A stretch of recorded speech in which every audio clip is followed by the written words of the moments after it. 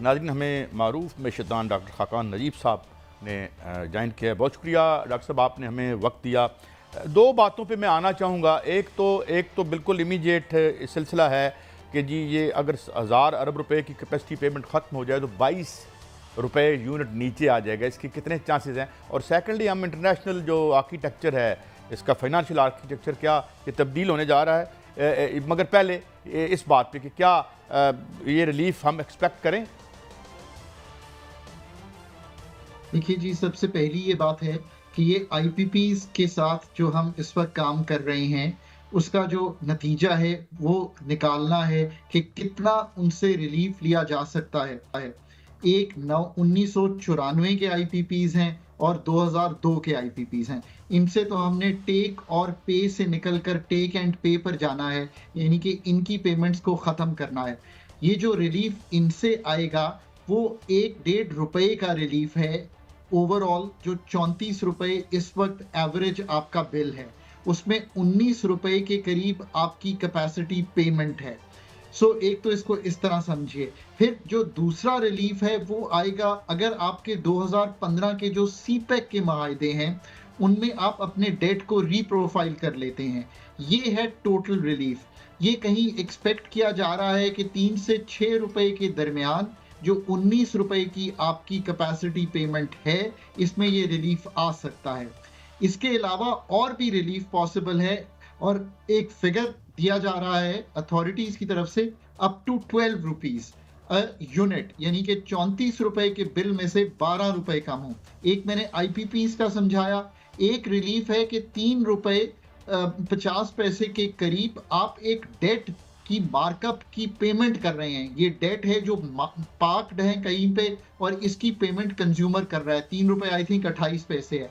अगर ये date monetise करके गवर्नमेंट ऑफ पाकिस्तान के पास चला जाए तो ये 3 रुपए 28 पैसे का एडिशनल रिलीफ हुआ। सो आप सोचिए, 3 से 5 रुपए एक, 3 रुपए 28 पैसे एक। पर फिर आप मुझे कहेंगे कि डॉक्टर साहब आप तो 12 रुपए कह रहे हैं।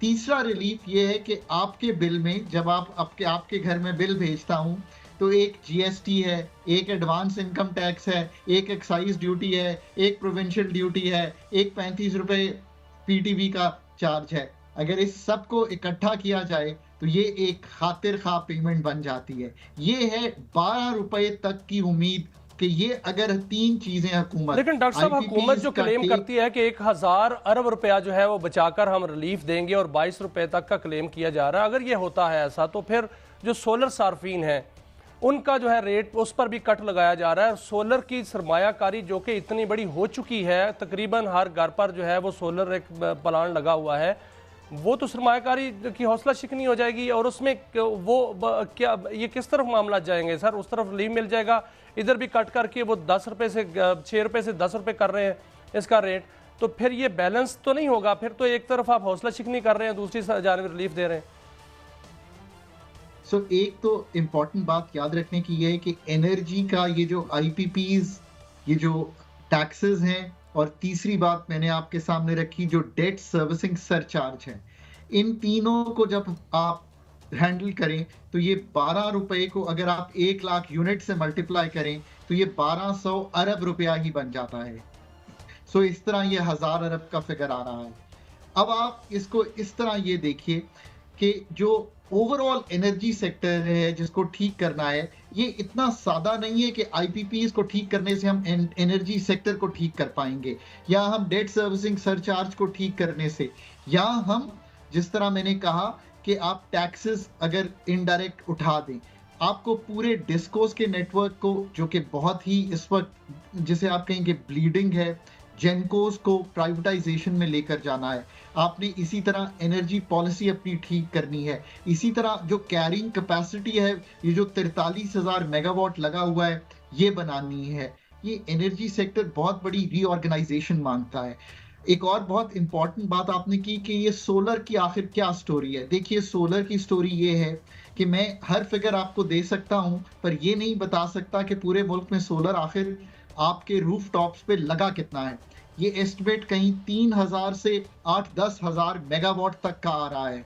अगर ये वाकई इतना बड़ा सोलर लग गया है तो it is very uncomfortable story, because जो आपके पास 43,000 मेगावाट लगा हुआ है सिस्टम में, वो कौन लेगा अगर सब रूफटॉप पे चले जाएंगे? वो अच्छे कस्टमर जो हम चाहते हैं ग्रिड पे रहें।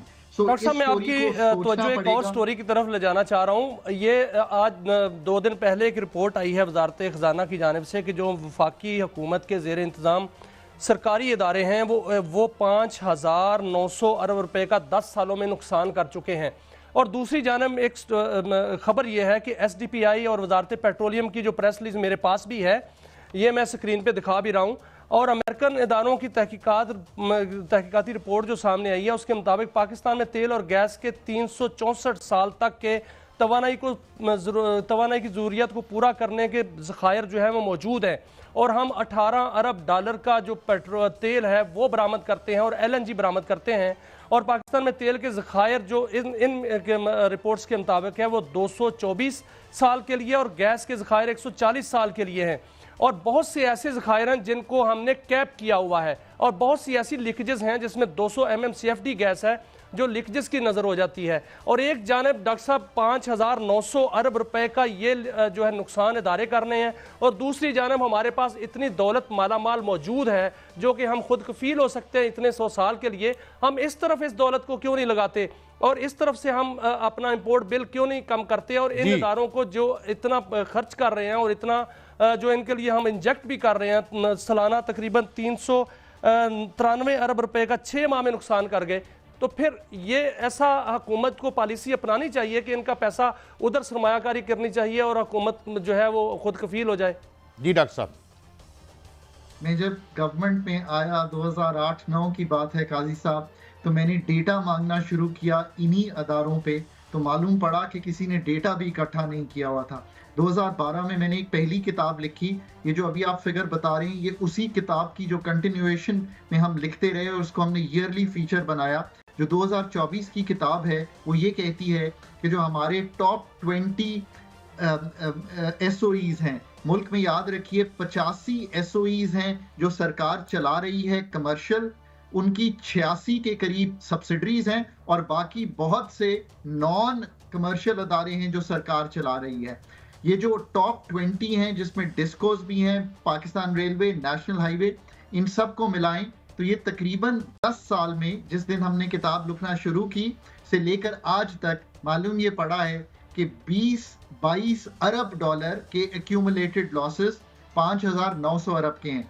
जब तक के इनको बेचेंगे नहीं और बिलीव नहीं करेंगे कि जो टेलीकॉम में डीरेगुलेशन, प्राइवेटाइजेशन की स्टोरी लिखी गई है, जब तक ये बिलीव नहीं करेंगे कि जो बैंकिंग सेक्टर में प्राइवेटाइजेशन, डीरेगुलेशन की स्टोरी लिखी गई है वो डिस्कोस में नहीं लिखेंगे, कंपेटिटिव मार्केट नहीं बनाएंगे, इनको हर सरकार की तहवील से नहीं निकालेंगे। और ये यकीन रखिए काजी साहब, I was the first person जिन्होंने इनके बोर्ड बनाना शुरू किए। मैं कहता था प्राइवेट सेक्टर के लोग लाओ, मैं कहता हूं आई वॉज रॉन्ग टू से दिस। जिसका 1 टका ना लगा हो किसी भी SOE में, वो उस बोर्ड पर आकर कभी भी उस तरह बिहेव नहीं करता। जब वो अपनी कंपनी में जाता है तो उसका बिहेवियर टोटली डिफरेंट हो जाता है। ये private sector boards, private sector CEOs, ये वो कहानी है जो पाकिस्तान में कामयाब नहीं है। अच्छा डॉक्टर साहब, मैं एक चूंकि वक्त कम है, एक इंटरनेशनल मैंने आपसे कहा था कि कुछ लोग कह रहे हैं कि जो इंटरनेशनल फाइनेंशियल जो आर्किटेक्चर है उसमें एक मेजर शिफ्ट आ रहा है, और वो है कि जी डॉलर की जो एक status as a reserve currency था वो शायद अब 58% रह गया, 73% रिजर्व्स थे डॉलर के सेंट्रल बैंक्स के पास। तो क्या ये कोई जल्द रूनुमा होने वाला वाक़या है या ग्रेजुअली शिफ्ट आ रही है ब्रिक्स बनने के बाद? क्या डॉलर की ये स्टेटस आपको डिविंडल करता नजर आता है जनाब डॉक्टर साहब? तो काजी साहब, ये चूंकि ब्रिक्स ने कहा कि हम एक यूनिफाइड करेंसी बनाना चाहते हैं, बट फिर ब्रिक्स के ही कुछ कंट्रीज ने ये कहा कि हम ऐसी कोई प्रपोजल इमीडिएट नहीं चाहते। ये एक सोच है, जैसे EU की करेंसी यूरो बनी, पर आई थिंक वो बहुत एडवांस्ड ममालिक हैं। अमेरिका ने उस पर रिएक्ट भी किया और सैंक्शंस की भी गुफ्तगू हुई और भी गुफ्तगू हुई। मेरा नहीं ख्याल कि dollar as a reserve currency in the coming years जो है वो तब्दील होने जा रहा है। You have a very pro-growth, जिसे कहते हैं market American administration that is taking over. I think कि जो अमेरिका का फुटप्रिंट है दुनिया में, IMF की ये रिपोर्ट है कि डॉलर 29 साल की कम तरीन सतह पर आ गया है, जो आलमी करेंसियों में इसका मुकाम था। उससे 29 सालों की कम तरीन सतह पर है। ये IMF की रिपोर्ट है। और एलन मस्क जो है वो आज उनका भी एक ट्वीट है, वो कहते हैं कि अमेरिका जो है वो डिफॉल्ट होने जा रहा है। 36,000 अरब डॉलर का उनका कर्ज है। ये दोनों तरफ से जो मुश्किलात अमेरिका को आ रही हैं, एक जानब डॉलर का जो है फॉल डाउन और दूसरी जानब अमेरिका की तरफ से डिफॉल्ट होने की खबरें, इसको आप किस नज़र से देखते हैं सर? मैं इस नज़र से देखता हूं कि इलॉन मस्क और विवेक जो दो लोग हैं उनको हायर किया है प्रेसिडेंट ने कि वो डोज की तरफ से, यानी कि जो एक एक्सपेंडिचर कट है, 2-2 ट्रिलियन डॉलर्स की गुफ्तगू हो रही है सालाना की बुनियाद पर।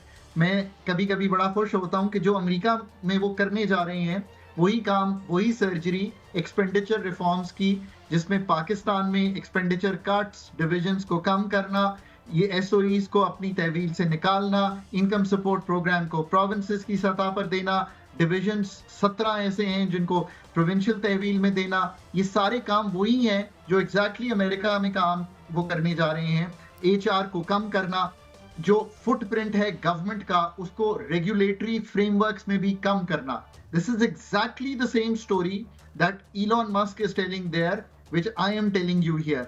Pakistan and America are at the same point trying to do the same thing. आसानी पैदा करना कारोबार में, और हुकूमत का जो फुटप्रिंट है जो मैंने बहुत गहरा है अभी आपके सामने रखा, इसको कम करना। I think that is the same story. लोग कहते हैं कि बियॉन्ड डॉलर की बात हो रही है, तो पाकिस्तान में डॉलर का रेट क्या है एक्चुअल? क्योंकि जो तोला एसोसिएट्स हैं वो कहते हैं कि डॉलर का एक्चुअल रेट 211 रुपए है, और इसमें दूसरे दीगर जो फ्रीकैन है वो भी इस पर जो है वो मुत्फिक हैं। आप क्या समझते हैं कि डॉलर का एक्चुअल रेट 280 नहीं है, उससे कम है? मेरे दोस्त, डॉलर का वही रेट है जो मार्केट डिटरमिन करती है सप्लाई और डिमांड की बुनियाद पर। इस वक्त सप्लाई ज्यादा है, रुपए की कदर मुस्तहकम हुई है क्योंकि रिमिटेंसेस 3 अरब डॉलर पे, कुछ फाइनेंशियल एड आ गई है, एक्सपोर्ट्स 7% बढ़ी हैं, पर इंपोर्ट्स में जो कमी है वो खातिर खा है। सो सप्लाई ऑफ डॉलर्स बेहतर है। जो रिजर्व का बिल्डअप है वो भी इसलिए है कि स्टेट बैंक को 2 अरब या प्लस खरीदने की सख्त पैदा हुई बिकॉज इंटरबैंक लिक्विड थी। रुपया अपनी उस इक्विलिब्रियम पे है जो उसको होना चाहिए गिवन द मार्केट फोर्सेस। अगर और इनकमिंग बेहतर होंगे फ्लोज तो रुपए की कदर मुस्तहकम हो जाएगी। अगर इकोनॉमी खुलेगी, इंपोर्ट बढ़ेगी, तो पाकिस्तान का रुपया थोड़ा कमजोर हो जाएगा। रुपए को ये ना बनाइए कि ये अक्कासी कर रहा है कि इकोनॉमी कहाँ खड़ी है। रुपया मूव करना चाहिए इकोनॉमिक स्ट्रेंथ और वीकनेस, इंपोर्ट और एक्सपोर्ट, पाकिस्तान की रिमिटेंसेस, इन सब चीजों को देखते हुए the real effective exchange rate is one barometer जो इस चीज की अक्कासी करता है। पर ये एक डीपर सोच है। क्या एक्सपेक्टेशन है लोगों की? क्या एक्सपोर्टर फौरी तौर पे अपना रुपया कैश कर रहा है, नहीं कर रहा?